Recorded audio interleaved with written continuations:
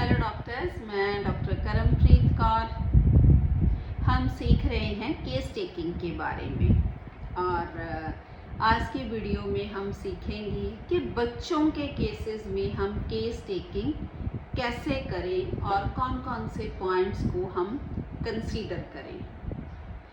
जैसे हम देखते हैं कुछ बच्चे हैं जिनको बाय बर्थ जब सिंस बर्थ उनको प्रॉब्लम्स होती हैं, जैसे एटॉपिक डर्मेटाइटिस हो गया, कोई भी प्रॉब्लम है। तो हम जैसे कुछ हाइपर एक्टिव बच्चे होते हैं, ऑटिस्टिक बच्चे होते हैं, उनमें हमने उनकी प्रेगनेंसी हिस्ट्री लेनी होती है। ड्यूरिंग प्रेगनेंसी मदर की स्टेट ऑफ माइंड क्या थी और उनको कोई प्रॉब्लम आई, उनको कोई सिकनेस हुई ड्यूरिंग प्रेगनेंसी, हमने वो कंसीडर करना है।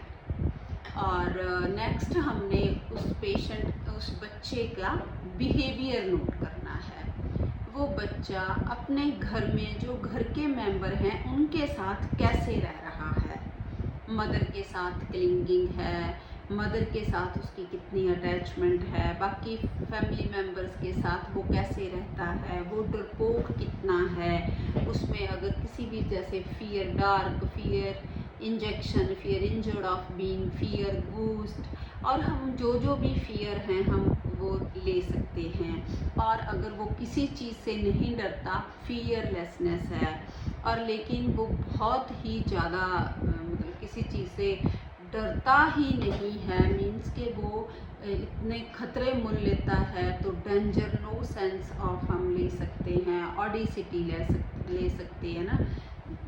तो हमने ऐसे उसके जो पेशेंट जो बच्चे के पेरेंट्स हैं उनसे पूछना है कि वो घर में कैसे रहता है और उसमें गुस्सा कितना है। जब गुस्सा करता है तो आप उसको कैसे मैनेज करते हैं, आप उसको कैसे हैंडल करते हैं, ये इम्पॉर्टेंट है बहुत। कई बार हमें पेरेंट्स बता देते हैं कि ये तो भोलू है, हम इसको आराम से कहीं और डाइवर्ट कर सकते हैं। ये मैंने पहले भी आपके साथ डिस्कस किया कि ये बेलाडोना के बच्चे होते हैं जो पेशेंट ऐसे बोल देते हैं। और दूसरा, कुछ पेशेंट कहते हैं कि इसको तो बस प्यार करते जाओ, इसको तो गोदी में बैठाओ और प्यार करो। इसके सामने हम इसके दूसरे बहन भाई से प्यार करते हैं तो इसको बहुत जेलसी होती है, बस ये चाहता है कि मुझे ही प्यार मिले। जी, पल्सेटिला का बच्चा है।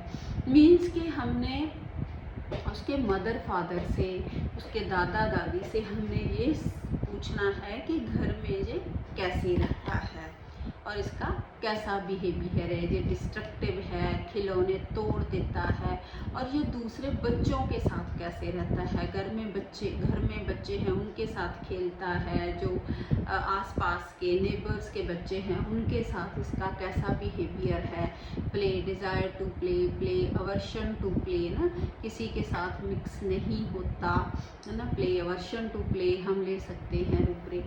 और नेक्स्ट होता है बच्चे का स्कूल। हमने पूछना है एक पेरेंट से कि जब आप पीटीएम पे जाते हो तो आपने टीचर आपको क्या बताती है आपके बच्चे के बारे में, जो कैसे रहता है, टिक के बैठता है, शरारतें तो नहीं करता, क्लास में डिस्टर्बेंस तो क्रिएट नहीं करता, टीचर के साथ ऐसा इसका कैसा बिहेवियर है। हमने इसका घर का बिहेवियर, स्कूल का बिहेवियर, और आप इसको कहीं ले जाएं अपने रिलेटिव्स के घर, वहाँ जे कैसे रहता है। जैसे हम लाइकोपोडियम का बच्चा देखते हैं कि वो घर में तो शेर होता है लेकिन रिलेटिव्स के घर में, स्कूल में वो बहुत ही माइल्ड रहता है। तो हमने बच्चे की ये एरिए पे क्वेश्चन करना है, घर में, नेबर्स में और स्कूल में और रिलेटिव्स के घर में ये कैसे रहता है। इससे हमें उसकी रेमेडी का हमें क्लू मिलेगा जिससे हम मेडिसिन सेलेक्ट कर पाएंगे। और प्रेगनेंसी हिस्ट्री हमने ज़रूर कंसीडर करनी है। जैसे और नेक्स्ट हमने जैसे फीवर के लिए बच्चा आया, 3-4 साल का बच्चा है, तो हमने एक्यूट की जो उसकी प्रेजेंटेशन है उसको हमने कंसीडर करना है। जैसे फीवर हुआ, वॉमिट हुई, लूज मोशन हुए, तो बच्चा क्या कर रहा है। जैसे बच्चा खेल रहा है, उसको कोई फ़र्क ही नहीं पड़ता ना, तो delirium gay, cheerful fever during play, desire to play, amusement, desire for आराम से म्यूज़िक देख रहा है, टीवी देख रहा है, और clinging to mother, fear, dark fear, injured of being, allopathy तो ये बिल्कुल नहीं लेता, अपनी मदर के बिना बिल्कुल नहीं रहता, तो हम स्ट्रामोनियम सोच सकते हैं। तो हमने देखना है कि ये अपनी प्रॉब्लम के दौरान क्या करता है। जैसे जलसीमियम का बच्चा है, वो खेलता रहेगा जब तक उसको 102-3 फीवर नहीं होता। जब उसको 102 फीवर हुआ तो वो मदर को क्लिंग कर जाता है, लेकिन 101 तक वो ऐसे ही, जब उसकी विल स्ट्रॉन्ग है तो वो खेलता रहेगा, और जब उसको लगा कि अब मेरे से नहीं होता तो वो मदर को क्लिंग कर जाता है। जलसीमियम का बच्चा है। लेकिन कॉकुलस का बच्चा आराम से खेलता रहेगा जब तक उसमें हिम्मत है, और जब उसको लगा कि मैं ठीक नहीं हूँ, आराम से अकेले ही लेट जाएगा, और अगर उसको कुछ चाहिए तो वो आराम से अपने आप पानी ले लेगा, जो भी उसको चाहिए। वो किसी को तंग परेशान नहीं करता। कॉकुलस का बच्चा दूसरों की भी केयर करता है, माइल्ड रहता है, ये कॉकुलस का बच्चा है। और एग्नीशिया का बच्चा कोशिश करता है, 2-3 बार उठने की कोशिश करेगा। जैसे वो पढ़ रहा है, उसको फीवर भी है, और थोड़ी देर पढ़ेगा और फिर लेट जाएगा, फिर थोड़ी देर के बाद उठेगा, थोड़ा फिर पढ़ेगा, फिर लेट जाएगा। वो 2-3 टाइम्स ऐसे कोशिश करता है, तो फिर वो डिस्कंसर्टेड होके गिर जाता है। ये है इग्निशिया का बच्चा।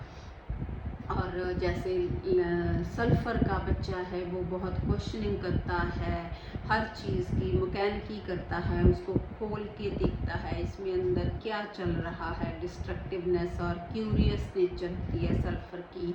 और रिलीजियस रहते हैं बच्चे, रिलीजियस अफेक्शन चिल्ड्रन इन, उसमें सल्फ़र है, स्ट्रामोनियम है, तो हम ये वाला रूब्रिक भी ले सकते हैं। जो छोटे बच्चे बहुत ही ज़्यादा धार्मिक हो जाते हैं, और जो छोटे बच्चे हैं उनका केस टेकिंग थोड़ा टफ रहता है, लेकिन आप, जैसे मैंने आपको बताया, अगर आप ऐसे क्वेश्चन करोगे तो आप इजीली रेमेडी पे पहुंच पाओगे। आप अलग अलग साइड्स को ध्यान में रख के, जैसे घर में, नेबर्स में, रिलेटिव्स में और स्कूल में, ऐसे आप पेशेंट के बच्चे के अटेंडेंट को क्वेश्चन करिए, तो आप सही रेमेडी पे पहुंच जाओगे। होप कि आपको क्लियर हो गया होगा।